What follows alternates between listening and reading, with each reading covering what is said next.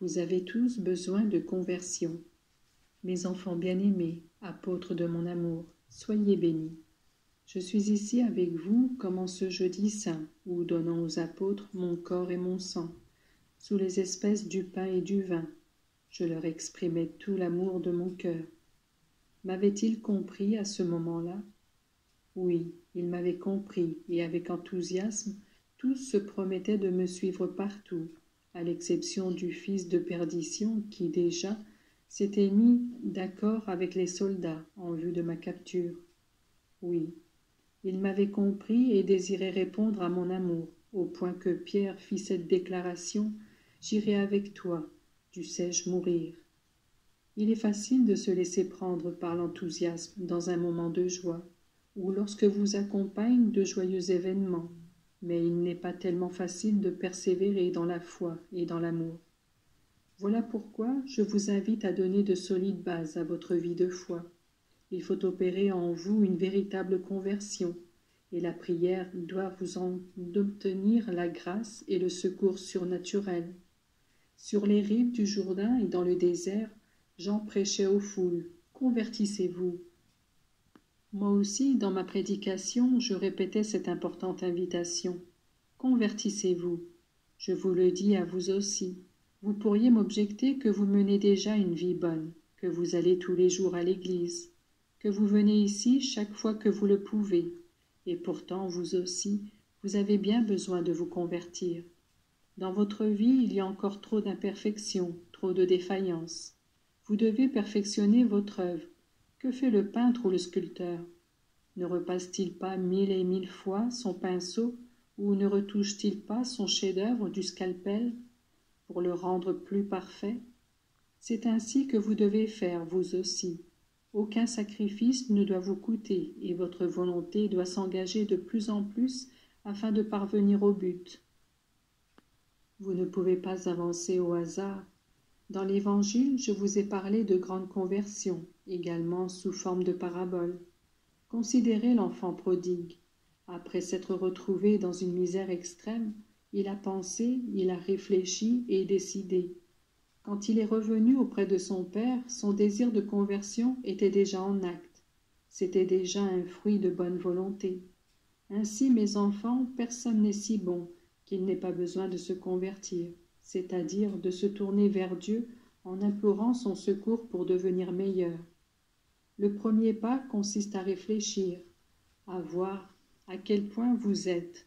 Considérez ce que sont vos relations, non pas tant avec ceux qui, comme vous, prient ici, mais avec votre Dieu et avec votre prochain le plus proche, composé de votre noyau familial et de vos parents.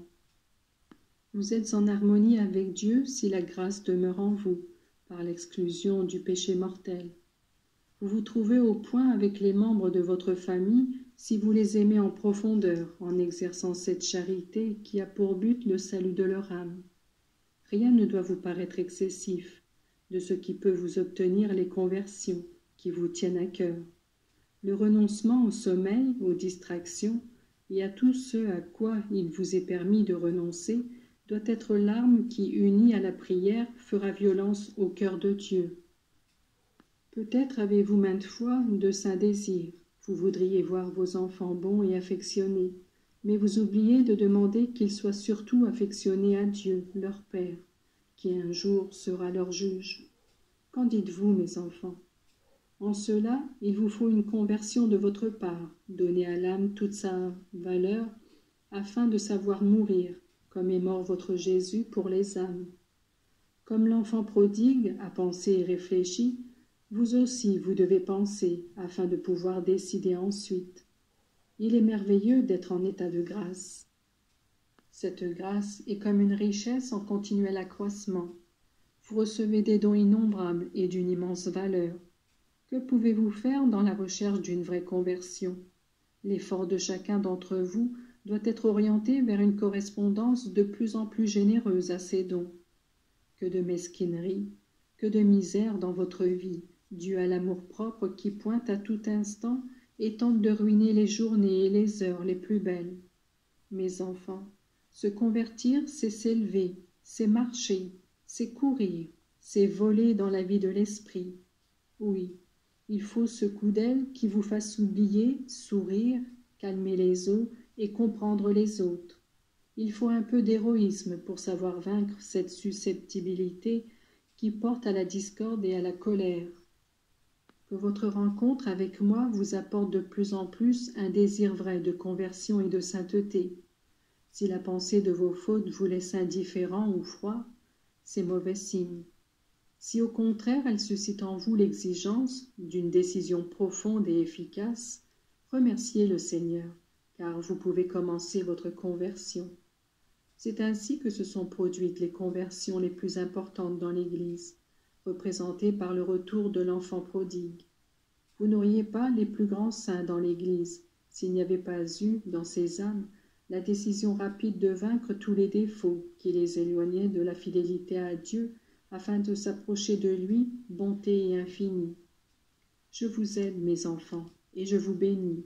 Je ne vous menace pas de châtiment à n'en plus finir, mais je vous appelle avec un amour infini auprès de mon cœur, dans lequel je veux vous garder afin de vous donner la possibilité d'apprécier ma miséricorde.